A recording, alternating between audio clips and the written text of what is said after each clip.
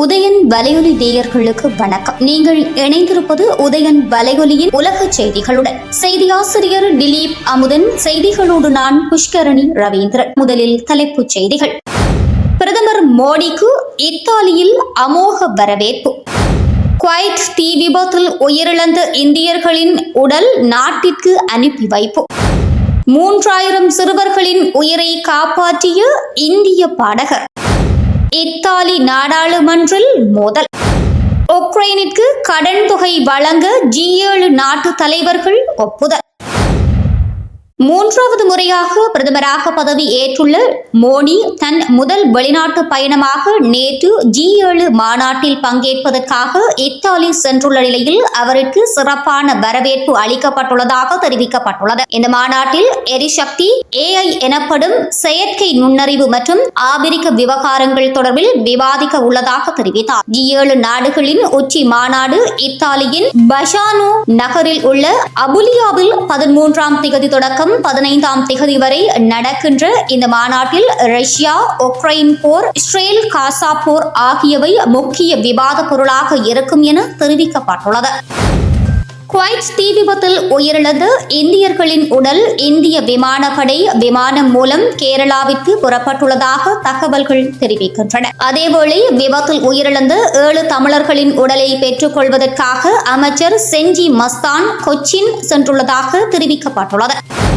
இந்தியாவைச் சேர்ந்த பாடகரும் பாடலாசிரியருமான palak முச்சல் shaving little star என்ற நிதி திரட்டும் அமைப்பின் மூலம் 3000 சிறுவர்களின் உயிரை காப்பாற்றியுள்ள சம்பவம் சமூக ஊடக பயனாளிகள் மத்தியில் நிகழ்ச்சியை ஏற்படுத்தியுள்ளது. 32 வயதான பாலக் முச்சல் இதய நோயால் பாதிக்கப்படும் ஏழை சிறுவர்களுக்கு நிதியுதவி வழங்கும் பொருட்டு அவரது சகோதரர் பாலாஜ் முச்சாலுடன் இணைந்து இந்தியாவிலும் வெளிநாடுகளிலும் மேடை நிகழ்ச்சிகளை நடத்தி வருகிறார்.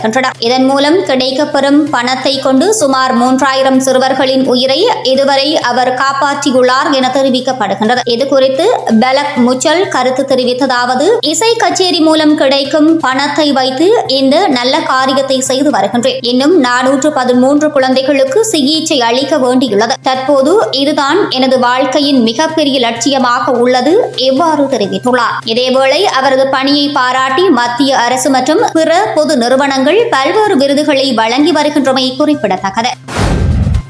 இத்தாலியில் G7 நாடுகளின் உச்சி மாநாடு நேற்று தொடங்கியுள்ள நிலையில் நேற்று அந்நாட்டு நாடாளுமன்றத்தில் எம்பிகள் ஒருவரை ஒருவர் மோதிக்கொண்ட சம்பவம் பதிவாகியுள்ளது. இத்தாலி நாடாளுமன்ற கூட்டம் நேற்று நடைபெற்றது. இங்கு வடக்கு பகுதி மாகாணங்களுக்கு சுயாட்சி வழங்குவது தொடர்பாக ஆளும் கட்சி அமைச்சர் ராபர்டோ கால்டெரோஸின் உரையாற்றினார். அப்போது 5 ஸ்டார் இயக்கத்தைச் சேர்ந்த எம்பியான லியோனார்டோ டோனோ இத்தாலி தேசிய கொடியை ரோபர்ட் கால்ட்ரெசரி கோல்டரசி கழுத்தில் கட்ட முயன்றார். இதனை அவதானித்த சக எம்பிகள் தடுத்தனர். இதில் ஏற்பட்ட கைகலப்பு மோதலாக மாறியுள்ள நிலையில் ஒருவரை ஒருவர் தொடர்ந்து தாக்கிக் கொண்டனர். இதன் காணொலிகள் இணையதளத்தில் பரவி வருகின்றமை குறிப்பிடத்தக்கதாகும். G7 நாடுகளின் உச்சி மாநாடு இத்தாலியின் பஷானோ நகரில் உள்ள அபுலியாவில் இன்று ஆரம்பமாக உள்ள நிலையில் மாநாட்டில் பங்கேற்பதற்காக நேற்று இரவு பிரதமர் மோடி இத்தாலி புறப்பட்டு சென்ற சூழ்நிலையில் அங்கு அடிதடி நடைபெற்றுள்ளது.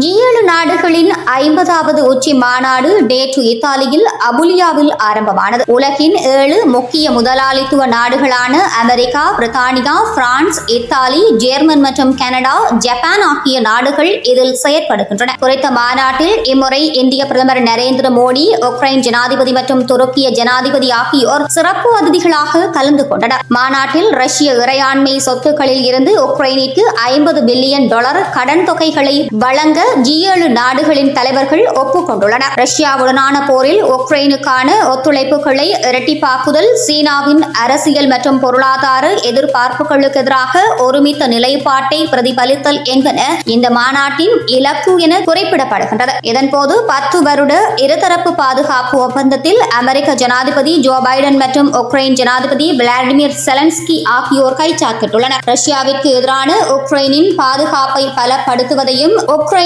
நேட்டோ உறுப்பினர்களுடன் நெருக்கமாக்குவதையும் நோக்கமாக கொண்டு அமெரிக்காவுக்கும் உக்ரைனுக்கும் இடையில் இந்த ஒப்பந்தம் கைச்சாத்திடப்பட்டுள்ளது. இத்துடன் உதயன் வலையொலியின் உலக செய்திகள் நிறைவடைகின்றன. தொடர்ந்து இரவு நேர பிரதான செய்திகளோடு இணைந்திருக்கலாம்.